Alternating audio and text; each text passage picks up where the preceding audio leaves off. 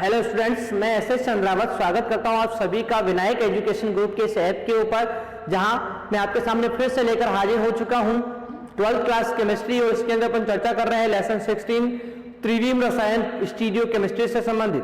प्यारे विद्यार्थियों, त्रिविम रसायन के बारे में अपन बात कर रहे हैं और इसमें पिछले सेशन के अंदर मैंने आपको बताया है आपका जो प्रकाशिक समावता होती है इससे संबंधित कुछ महत्वपूर्ण बातें, समतल ध्रुवित प्रकाश के बारे में मैंने आपको बता दिया है। अब इससे संबंधित कुछ महत्वपूर्ण बातें और है जिनको अपन इस सेशन में कंप्लीट करने वाले हैं, तो ध्यान से आप लोग इसको देखिए।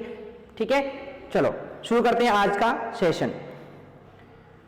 तो यहां पर आप लोगों को दो परिभाषाएं याद रखनी है, छोटी छोटी सी परिभाषाएं हैं, इनको याद करने का आप लोग प्रयास करेंगे।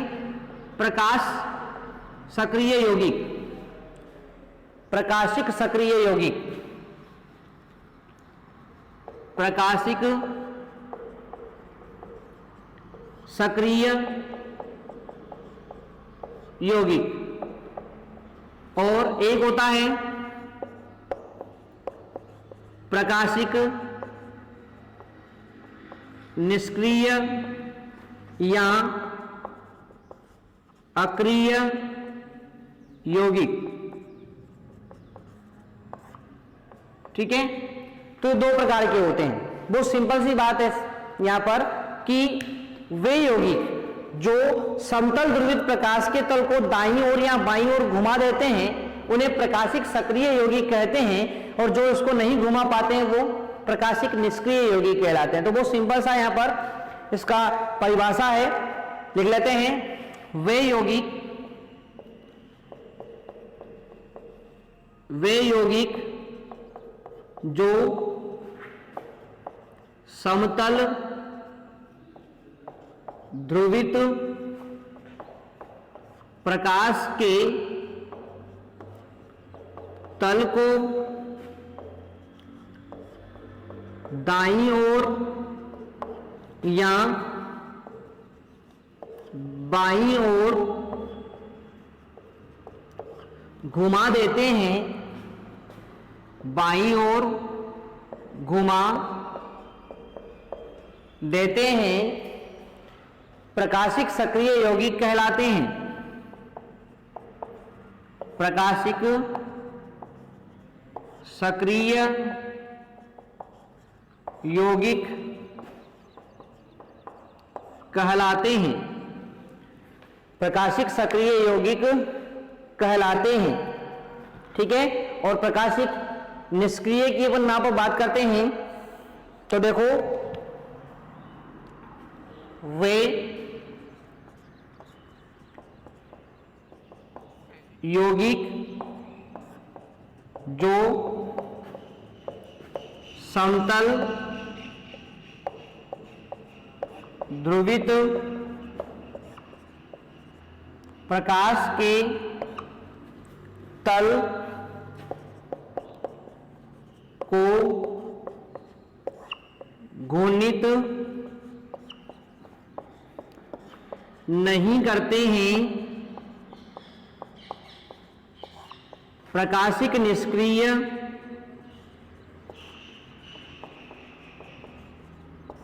यौगिक, प्रकाशिक निष्क्रिय यौगिक कहलाते हैं।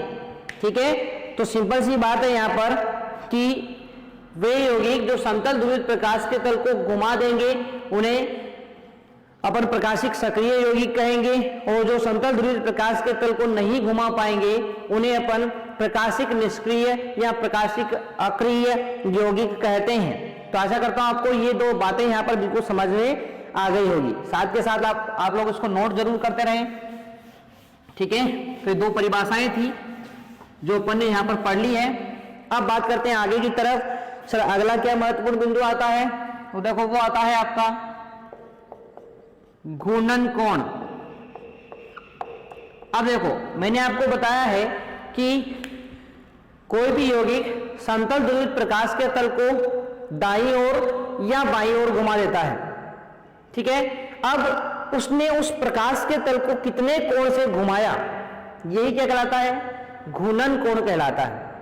यानी कि किसी भी यौगिक ने समतल ध्रुवित प्रकाश के तल को जितने कोण पर घुमाया जाता है उसी को क्या बोला जाता है, उसी को घूर्णन कोण कहा जाता है। ठीक है, तो परिभाषा लिख लेते हैं अपन इसकी कि ध्रुवण घूर्णक यौगिक, ध्रुवण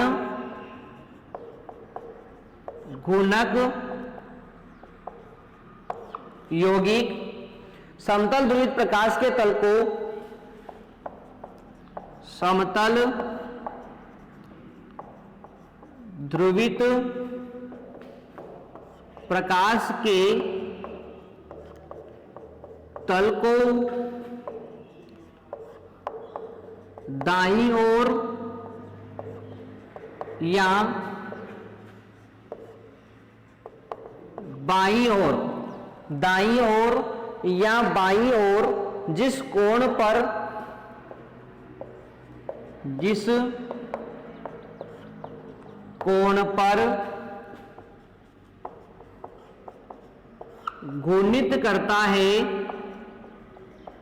जिस कोण पर घूर्णित करता है वह उस पदार्थ का, वह उस पदार्थ का घूर्णन कोण कहलाता है।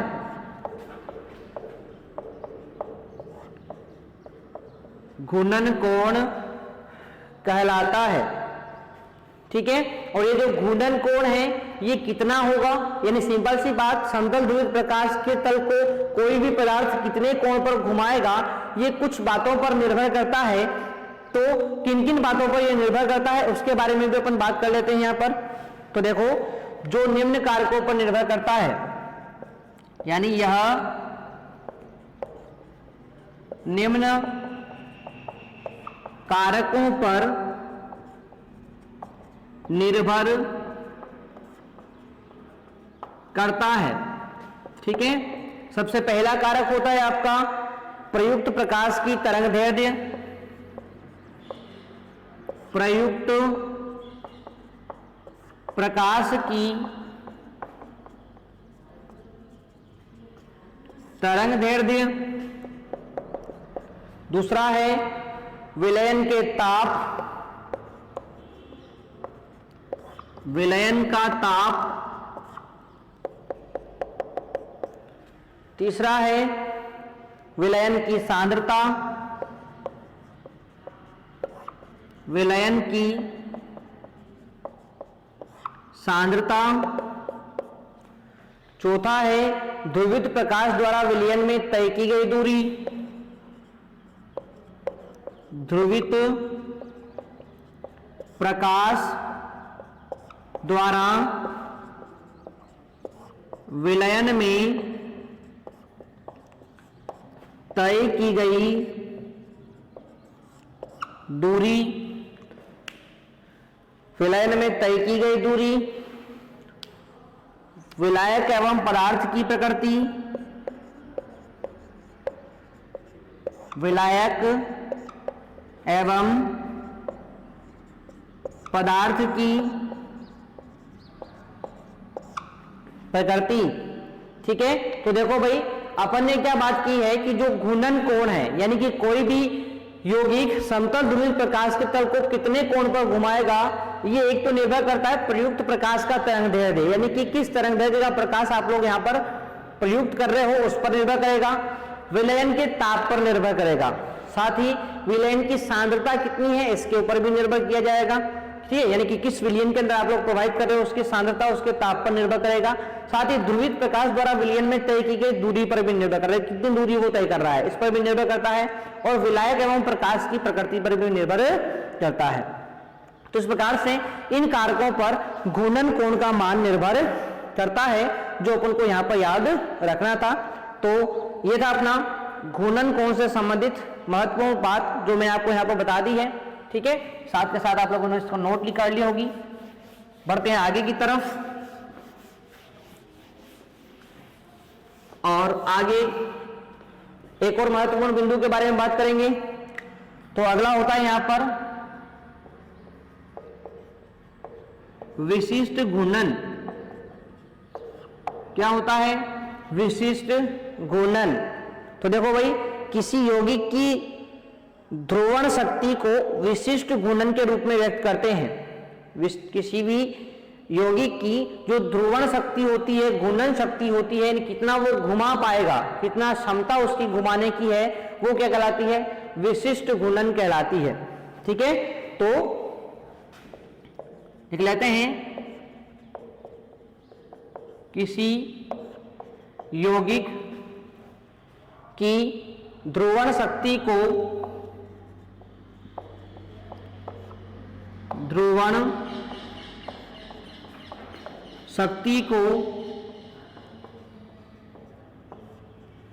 विशिष्ट घूर्णन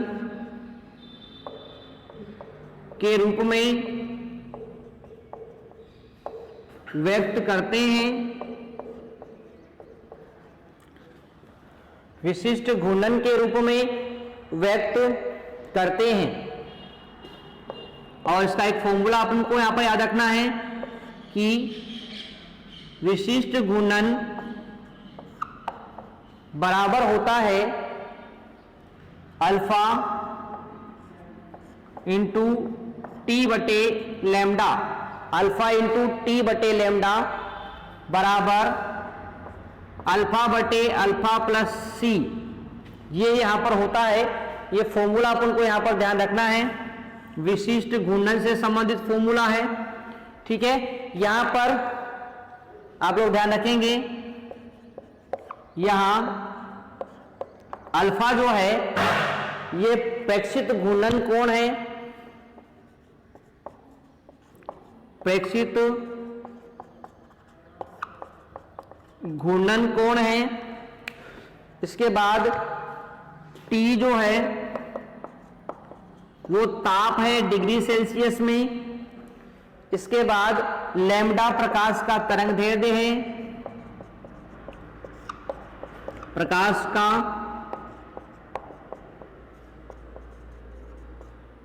तरंगदैर्ध्य है। C सांद्रता है, C सांद्रता यानी विलयन की सांद्रता है। और यहां पर थोड़ा सा अपन ने इसमें मिस्टेक कर दी है, यहां पर L प्लस C है। ठीक है ना, तो यहां पर L जो है ये प्रेक्षण नलिका की लंबाई है, प्रेक्षण नलिका की लंबाई है, यानी कि जिस नलिका के अंदर भरकर आप लोग पदार्थ को काम में लोगे उसकी लंबाई होती है, और ये डेसीमीटर में होती है, ध्यान रखेंगे आप लोग, इतनी छोटी होती है, बिल्कुल छोटी सी। ठीक है, तो इस प्रकार से ये विशिष्ट घूर्णन है, यानी किसी भी यौगिक की ध्रुवण शक्ति को प्रदर्शित करने के लिए अपन किसको काम में लेते हैं? विशिष्ट घूर्णन को काम में लेते हैं। केवल एक फॉर्मूला याद रखना है, अल्फा टी बटे लैम्डा बराबर अल्फा बटे एल प्लस सी होता है। अल्फा प्रेक्षक घूर्णन कोण है, टी तापमान है, लैम्डा प्रकाश का तरंगदैर्ध्य है, सी सांद्रता है, और एल प्रेक्षण नलिका की लंबाई होती है। तो ये बात होगी किसकी? विशिष्ट घूर्णन के बारे में यहां पर बात हो चुकी है। ठीक है, तो ये था अपना विशिष्ट घूर्णन। अब इसी के समान एक और चीज आती है इसी से संबंधित, और वो है आणविक घूर्णन। क्या होता है आणविक घूर्णन? तो इसको भी मैं आपको यहीं पर बता देता हूं साथ में। देखो, विशिष्ट घूर्णन व अणुभार के गुणनफल को आणविक घूर्णन कहा जाता है। यानी विशिष्ट घूर्णन को अपन अणुभार से गुणा कर दें तो वो क्या हो जाएगा? आणविक घूर्णन हो जाएगा। ठीक है, तो यहां पर मैं आपको बता दूं कि विशिष्ट घूर्णन व अणुभार के गुणनफल को आणविक घूर्णन कहा जाता है। आणविक घूर्णन कहा जाता है, यानी यहां पर आणविक घूर्णन का फॉर्मूला क्या हो जाएगा? आणविक घूर्णन बराबर हो जाएगा वही विशिष्ट घूर्णन का फॉर्मूला क्या था? अल्फा टी बटे लैम्डा था। इसको किससे गुणा कर देंगे अपन? इसको बस अणुभार से गुणा कर देंगे। किससे? अणुभार से। तो अपन ने इसको अनुभार से गुणा कर दिया, तो ये किसका फॉर्मूला हो जाएगा, आणविक घूर्णन का फॉर्मूला हो जाएगा। तो इस प्रकार से दो फॉर्मूले अपन को याद रखने हैं, और वो है विशिष्ट घूर्णन और आणविक घूर्णन का, जो अपन को यहां पर समझ में आ गया होगा। ठीक है, तो ये था अपना आणविक घूर्णन का फॉर्मूला। तो ये था अपना यहां तक की विषय वस्तु। अब बात करेंगे अपन आगे की तरफ, और अगला एक और महत्वपूर्ण टॉपिक अपन यहां पर लेते हैं। इसी प्रकार के छोटे छोटे से बिंदु यहां पर हैं जिनको आप लोग साथ के साथ याद करते रहेंगे, तो इन्हीं से अपने क्वेश्चन यहां पर एग्जाम के अंदर बनते हैं। ठीक है,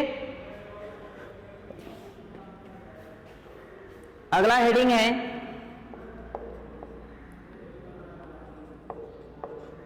सममिति के तत्व।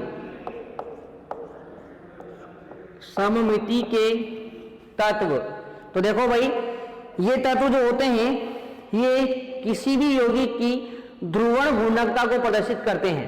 देखो, तीन तत्व मुख्यतः होते हैं, और ये तत्व ऐसे हैं जो किसी भी यौगिक की ध्रुवण घूर्णकता को प्रदर्शित करेंगे। यानी कोई भी यौगिक ध्रुवण घूर्णक है अथवा नहीं है, इसके बारे में कौन बताएगा, ये सममिति के तत्व बताएंगे। और आप लोगों को पता है कि ध्रुवण घूर्णकता के आधार पर अपन ये बता सकते हैं कि वो प्रकाशिक समावयवी बना सकते हैं अथवा नहीं बना सकते हैं। यानी कि जो ध्रुवण घूर्णक होंगे वो प्रकाशिक समावता प्रदर्शित करेंगे, जो नहीं होंगे वो प्रकाशिक समावता प्रदर्शित नहीं करेंगे। तो ये किसके आधार पर निर्धारित किया जाता है, सममिति के तत्व के आधार पर। यदि किसी यौगिक के अंदर सममिति का एक भी तत्व उपस्थित है तो फिर वो ध्रुवण अघूर्णक होगा, यानी वो प्रकाशिक समावता प्रदर्शित नहीं करेगा। तो ये कौन कौन से तत्व होते हैं, इनके बारे में अपन यहां पर चर्चा कर लेते हैं। तो मैं आपको बता दूं कि ये तत्व किसी यौगिक की, ये तत्व किसी यौगिक की ध्रुवण घूर्णकता, किसी यौगिक की ध्रुवण घूर्णकता के बारे में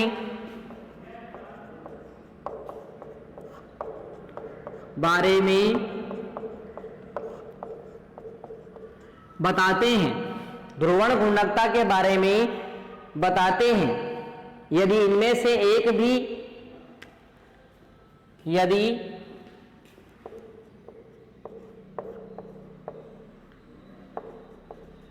इनमें से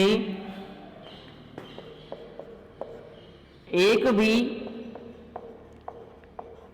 सममिति का तत्व यौगिक में उपस्थित होता है तो वह यौगिक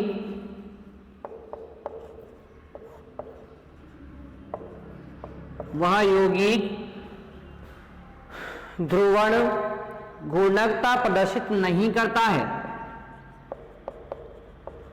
ध्रुवण घूर्णकता प्रदर्शित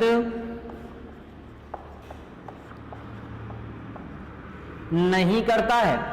अब ये कौन कौन से तत्व हैं ऐसे, तो देखो ये तत्व है सममिति तल, दूसरा है सममिति अक्ष, तीसरा है सममिति केंद्र। तो ये तीन तत्व हैं जो ये बताएंगे कि कोई भी यौगिक ध्रुवण घूर्णक होगा अथवा नहीं होगा। यदि वो ध्रुवण घूर्णक है तो प्रकाशिक समावता प्रदर्शित करेगा, तो यदि ध्रुवण घूर्णक नहीं है तो प्रकाशिक समावता वो प्रदर्शित नहीं करेगा। तो इस प्रकार से मैंने आपको इन तीन तत्वों के बारे में भी बताया है। अब क्या होते हैं ये तत्व, किस प्रकार से ये ध्रुवण घूर्णकता को निर्धारित करेंगे, इन सभी बातों के ऊपर चर्चा करेंगे नेक्स्ट क्लास में। तो आप लोग इसको अच्छे से कंप्लीट कर लीजिएगा। मिलते हैं नेक्स्ट क्लास में, तब तक के लिए टेक केयर, बाय।